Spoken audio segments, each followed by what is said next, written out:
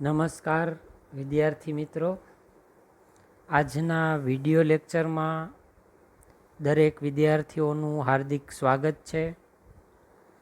આજે તારીખ 3 ઓક્ટોબર 2020, વિષય અર્થશાસ્ત્ર, ધોરણ 11 કોમર્સ અને પ્રકરણ નંબર 5 આવક અને ખર્ચના ખ્યાલો. મિત્રો, આપણે આ ચેપ્ટર જ્યારે શરૂ કર્યું ત્યારે એમાં કેટલાક અર્થ શીખી રહ્યા છીએ. આપણે એ અર્થ બરાબર ખ્યાલ આવી જાય એટલે એની ઉપરથી પ્રશ્ન સમજવામાં એકદમ સરળ રહે.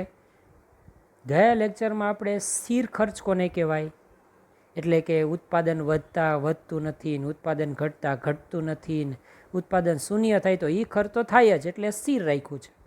અસ્થિર ખર્ચમાં એનાથી ઊંધું, ઉત્પાદન વધતા જે ખર્ચ વધે છે, ઉત્પાદન ઘટતા જે ખર્ચ ઘટે છે, અને ઉત્પાદન શૂન્ય કરો તો ખર્ચ પણ શૂન્ય થઈ જાય, એને આપણે અસ્થિર ખર્ચ કહેતા હતા. ત્યાર પછી આપણે કુલ ખર્ચ વિશે પણ વાતો કરી હતી કે સમયના ટૂંકા ગાળાની અંદર જે ઉત્પાદન કરવામાં આવતો પેઢીનો જે કુલ જે સ્થિર ખર્ચ છે અને અસ્થિર ખર્ચ છે એનો સરવાળો કરી નાખો એટલે કુલ ખર્ચ મળી જાય. આવી રીતના આપણે સરેરાશ સ્થિર ખર્ચ અને સરેરાશ અસ્થિર ખર્ચ સુધી આપણે ભણી ગયા હતા. મિત્રો, આજે હવે બીજા એક બે ખર્ચ વિશે માહિતી મેળવી લઈએ. આજે આપણે એ ખર્ચ ભણવાનો છે સરેરાશ ખર્ચ, એવરેજ કોસ્ટ જેને આપણે કહીશું. તો મિત્રો, સરેરાશ ખર્ચ શું છે એમાં બરાબર ધ્યાન આપજો. મિત્રો, કુલ ખર્ચને ઉત્પાદનના એકમો વડે ભાગવાથી જે ખર્ચ મળે એને કહેવાય સરેરાશ ખર્ચ.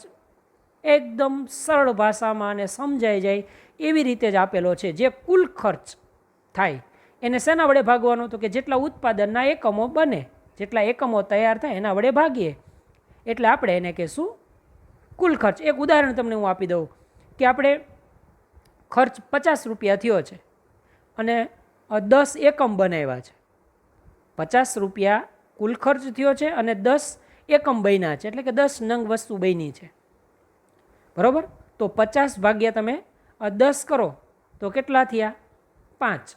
બરાબર? તો 5 એ શું થયું? સરેરાશ ખર્ચ. સૂત્રના રૂપમાં પણ આપણે સમજી શકાય કે સરેરાશ ખર્ચ બરાબર કુલ ખર્ચ ભાગ્યા કુલ ઉત્પાદન.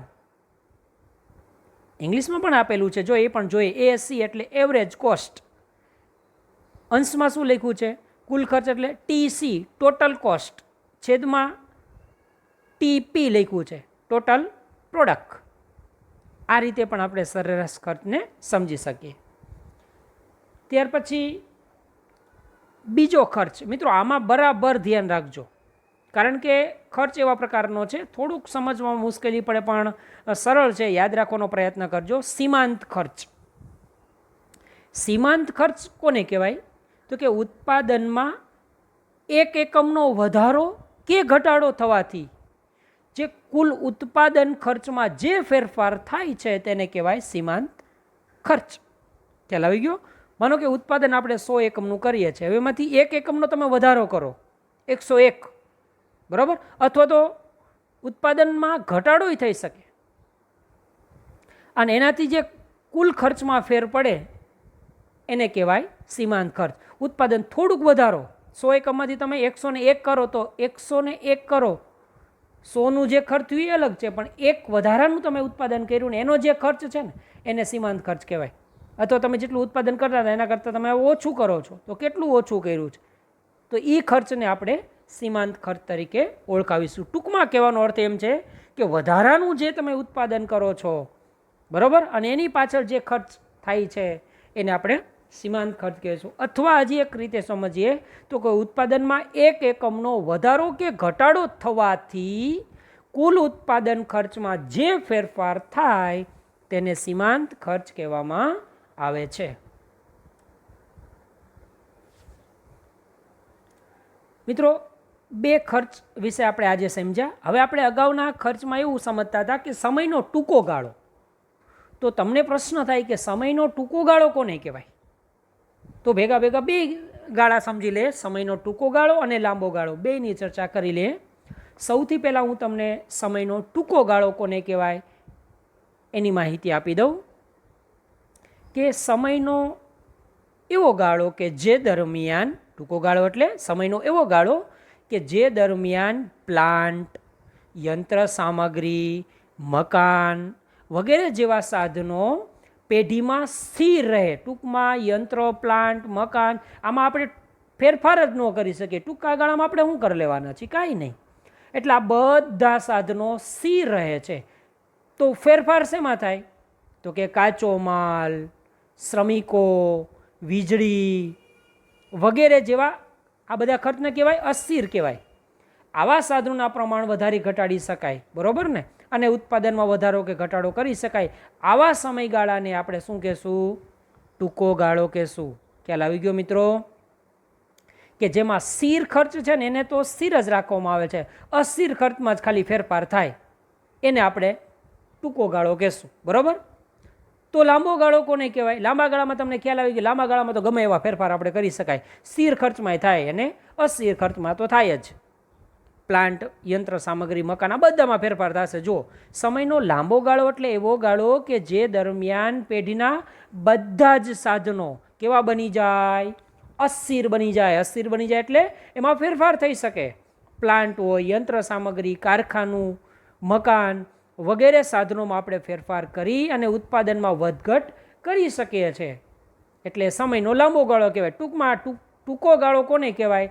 તો કે સ્થિર ખર્ચમાં આપણે ફેરફાર નથી કરી શકતા, ફક્ત અસ્થિર ખર્ચના જે સાધનો છે એમાં જ ફેરફાર કરી શકાય છે.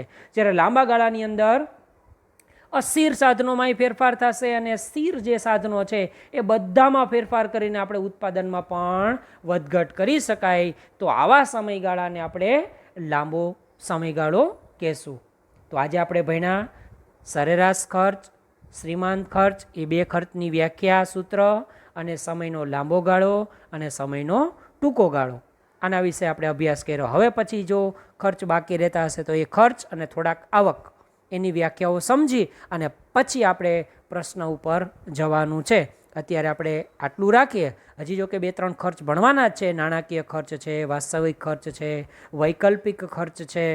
આ બધા ખર્ચની ટૂંકમાં પ્રાથમિક નોલેજ જેટલું આપણને આવડી જાય, પ્રસ્તાવનાના રૂપની અંદર જેટલો ખ્યાલ આવી જાય, બધા અર્થ વ્યવસ્થિત રીતે આપણને સમજાઈ જાય, પછી પ્રશ્ન વખતે વારંવાર ખર્ચ આપણે સમજવા ન પડે એટલા માટે પ્રસ્તાવનાના રૂપમાં કહો તોય ભલે, પ્રાસ્તાવિક કહો તોય ભલે, અને કેટલીક અગાઉનું નોલેજ જે ખર્ચરૂપી છે એ આપણે પહેલાં લઈ લઈએ એટલે પ્રશ્ન બરાબર વ્યવસ્થિત રીતે આપણે સમજાઈ જાય. એટલા માટે આ થોડીક પ્રસ્તાવના તમને તમારી સામે મૂકી છે, બરાબર. આજે આટલે થોડીક રાખીએ. હવે થોડીક છે એ પછીના વિડીયોની અંદર આપીશ, બરાબર છે. આભાર.